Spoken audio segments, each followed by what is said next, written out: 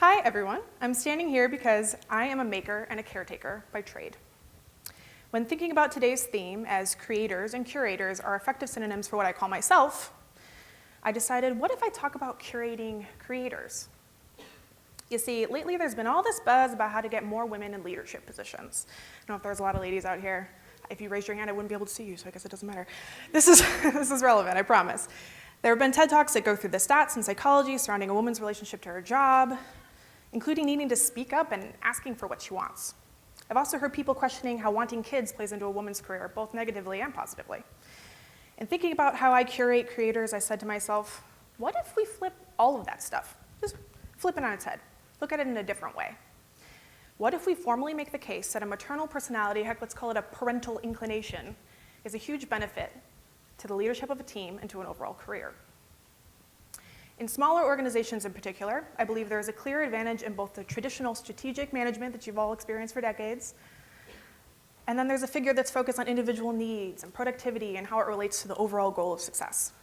I want more women to embrace the biological clock as a potential career game changer.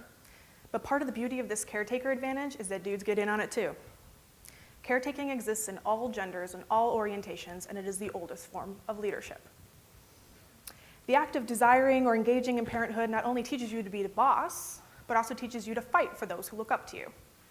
If we need people to lead with a firm hand and never be afraid to ask for what they need, look no further than a crying baby who needs mom or dad. If you stand up for a child's needs at the doctor's office or the principal's office, then you can stand up for your own needs in an office at work. Caretakers fight for the right decisions to be made. If we extend that to the level of group impact, I am saying that a dad who runs a tight ship at home is a dad who's going to run a tight company. A mom who raises children to embrace curiosity and explore their own genius is a mom whose employees will be loyal and patient to the ends of the earth. Now, so let's take a step back. We've established the relevancy of the caretaker advantage, and I have something to admit to all of you, which is I don't have any kids. None. Maybe someday. But I'm still qualified to stand here and talk to you because in saying all that stuff about parenthood, I realize being a caretaker is my personality, and it's an action, and it's something that happens way before you ever have kids. I am qualified to talk about this because I'm a daughter, a big sister, a girlfriend, a former nanny, and I care about people. No matter who you are, if you want to be an effective leader, you should care about people too. You see, I've always been the friend that people can count on. But it never dawned on me that this could be my calling. But then 10 months ago, I bought a condo and I decided I would turn it into my company's headquarters.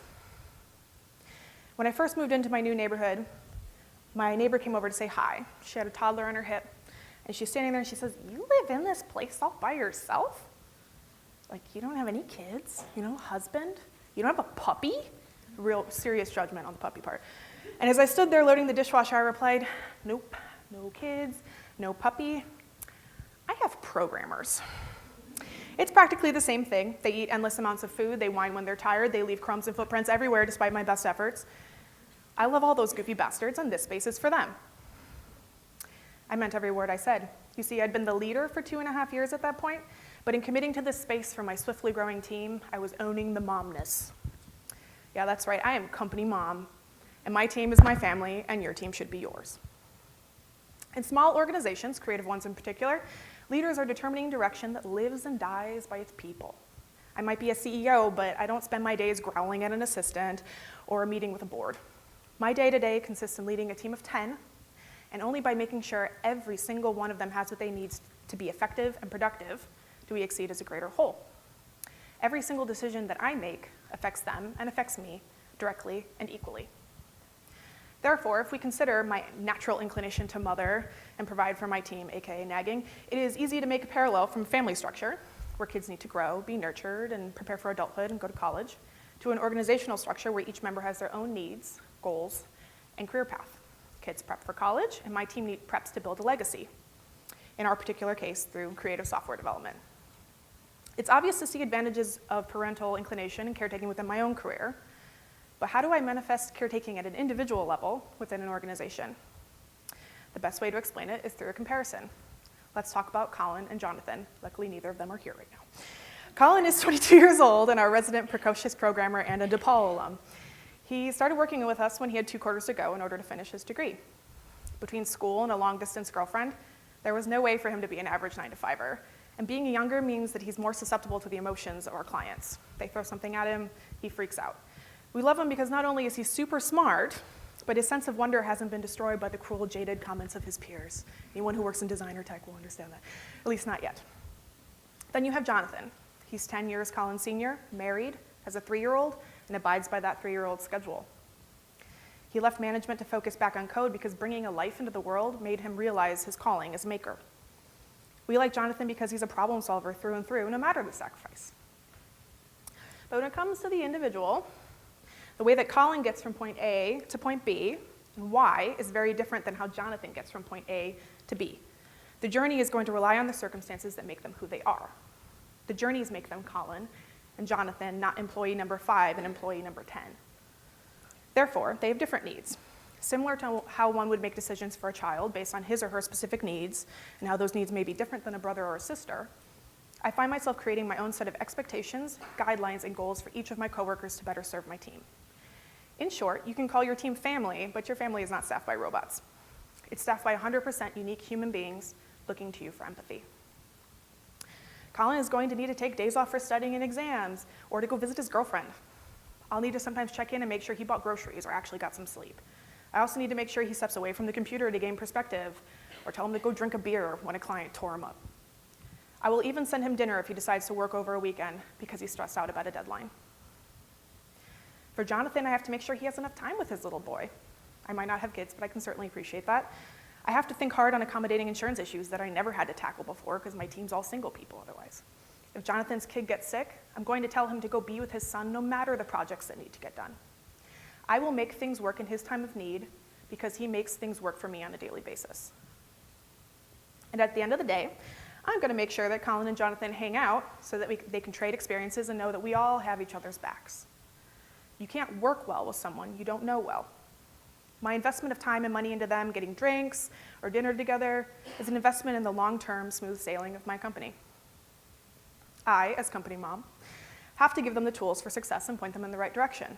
Maybe it's cocktails, or bourbon in particular. Maybe it's bringing them meds when they're sick, or maybe it's new equipment to play with. Treating each team member as an individual is how they're going to be the most happy, and then they're going to do the best work. When they do their best work, we all win. Now, we've talked about some of the more affectionate aspects of treating team like family, but what about the hard parts? I'm sure we're all aware, especially the parents in the room, that parenting is not sunshine and flowers day in and day out, and leadership certainly is not either. Luckily, my role as doting daughter and tough love big sister informs the positive behaviors in my organization, and my years as a nanny gives me insight in dealing with negative and difficult behaviors. I think back to one particular kid with Asperger's who struggled to communicate but was clearly brilliant. All he wanted to do was sit there and play with Legos. Even if he couldn't figure out what to do, he was obsessed with Legos. And I imagine him sitting there, bent out of shape because he can't figure out what to build, or when he would just take off because he needed something and he couldn't tell me what he needed. At some point, he climbed the kitchen counters to get a glass of water, and I literally had to take off running after him because I knew he was going to make a huge mess. Times like those, I would yell out, "Hey, use your words, please," because the nonverbal cues were clearly not getting him anywhere. I wasn't paying attention to the right things, but from this I learned to be sensitive and preventative to how each person on my team is sitting or what faces they're making, because body language can get you really far if you do it right and you pay attention. I can predict what's coming and prevent some of it if I just genuinely bother to pay attention. And if I make sure it's clear I want them to communicate, hey, use your words. Everyone on my team will know it's safe to tell me something's wrong, and they're not going to dread it, or at least not too much. They need to learn to trust me and know that I'm on their side, much like that little boy did. However, if you choose to think of your team as only the group, you're never going to realize one coworker's having a rough go of it, or even just another's been scowling all day. Or on the flip side, maybe a teammate is newly engaged or with child and they don't bother to tell you because they don't think it's relevant or that you care. Of course you care. You should care. Leading people you talk to every day means you must care. The ups and downs all matter, but no one will know this unless you guide everyone with a firm hand, but make it clear you're open-minded. Sometimes the trees matter just as much as the forest. So what about results? What are those trees up to in the forest? Well, my devotion to individual needs has given me a team that goes out of its way to be kind and curious. My team will investigate new technologies of their own accord, bring their own ideas to the table, and generally get more done in any given hour. There's no reason for them to dawdle, and every reason for them to do their best work. Letting me down would feel like disappointment at a deep parental-like level. I know you all know what I mean. And doing their best is equally as deeply redeeming. I don't just thank them for building great products. It's clear in how I stand and how I smile that I'm so very proud of them. Then, when it comes to clients, the golden rule has passed from me to my team. Treat others how you wish to be treated. I don't know how many times I said that to kids as a nanny. And being honest and patient with our clients is a natural process, and our attitude toward what we do for a living has become the very ethos upon which my company stands. Finally, at the bird's eye view, the outcome of everything we've discussed is great output. I set up my team and my clients for success, and they take it and they roll with it. That's what makes me an effective leader. I've given my team lemons, and they make the most badass lemonade I could ever ask for. If you build a culture around treating people like people, you're building an organization that's authentic and lasting. You also won't have issues hiring, trust me.